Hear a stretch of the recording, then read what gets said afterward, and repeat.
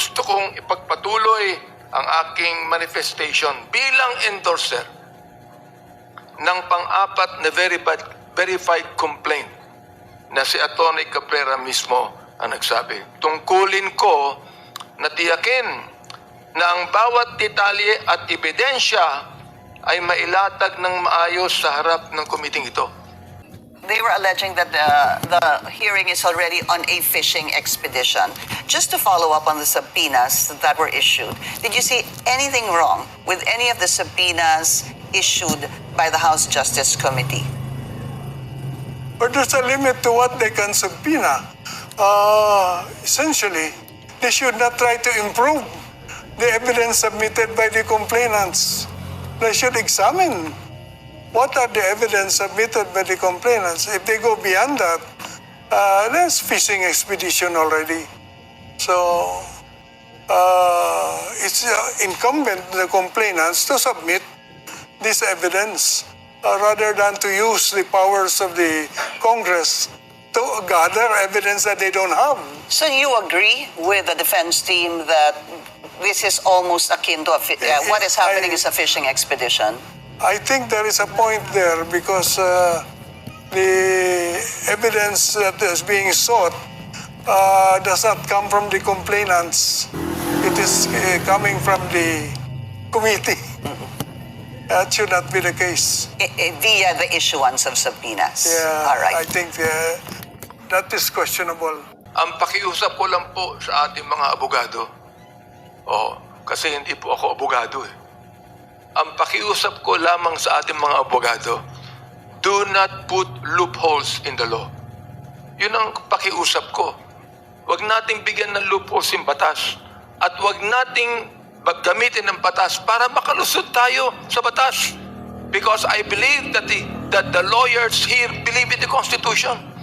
And they will always follow the rules of law. Yan ang aking paniniwala. Ngayon, mga kaibigan, I might not be a lawyer, Madam Chair, but I have logic. I have common sense. And my logic and my common sense tell me if there's something wrong or if there's something right. Now, gusto ko pong tiyakin sa inyo na ang bawat detalye at ebidensya ay mailatag ng maayos sa harap ng komiting ito.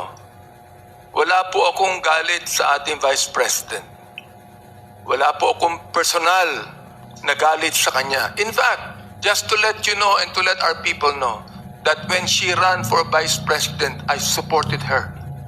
Hindi lamang ako nung support sa kanya, lahat ng aming mga churches supported the Vice President. Bakit? Naniniwala po kami sa kanyang ginagawa. So, balit dumating ang pagkakataong ito na dapat natin pag-usapan ito. And ito lang po ang gusto kong sabihin sa lahat. We are here committed to the issues at hand, not to any kind of personal conflict. Under Section 17 of the Rules of Procedure in impeachment proceedings, the rule of court apply as supplementary to these proceedings. Jurisprudence and parliamentary practice dictate that we must examine at tinatawag po nating recital of facts to determine the pieces of evidence in support of this complaint under Section 5 of our impeachment rules. Ito, ano po yung mga yan, mga kaibigan?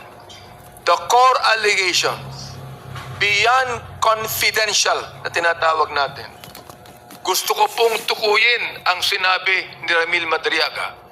Madriaga's testimony provides a chilling look into the movement of public funds that circumvented every known audit safeguard. Number one, direct instructions from the Vice President.